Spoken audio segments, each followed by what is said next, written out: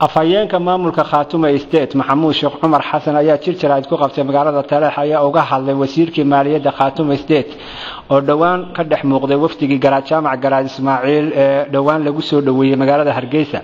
Afhayeenka maamulka Khaatumo State ayaa sheegay in wasiirkii maaliyadda Khaatumo State laga qaaday bishii Abriil 2003 xilka laga qaaday kadibna loo magacaabay agaasimaha guud ee wasaaradda biyaha iyo korontada ee Soomaaliya. Bismillahir Rahmaanir Rahiim. waxaan halkan ka cadeynaynaa oo aan jecelahay kaga jawaabno nin lagu magacaabay wasiirka maaliyadda ee maamulka Khaatumo oo Hargeysa lagu sheegay.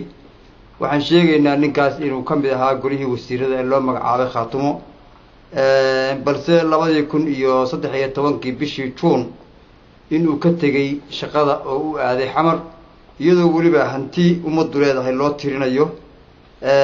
wuxuu ku dambeeyay oo muddo ka shaqeynayay wasaaradda biyaha iyo tamarta ee Soomaaliya oo ugu magacawnaa agaasimaha guud ee wasaaraddaas.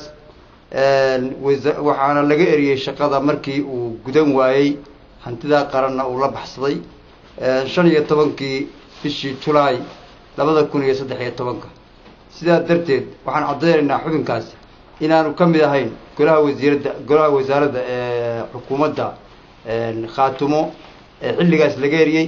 xilal dambe uu qabtay dowladda federaalka uu qabtayna ayba ka dambeysay. haddaba dadka Soomaaliland marba ay qof u yeedhisay intay xoogay u dhiibto oranaysa magac sheego ay taatalada cusub u bixinayso. anigu waxaan kula talinayaa inay dadkooda baahan ay wax ugu qabtaan aanay dadaan mabda iyo fikir toona kula soconin ay marba lacag ku baayacayaan ha laga daayay baan oran lahaa. waxaan sheegay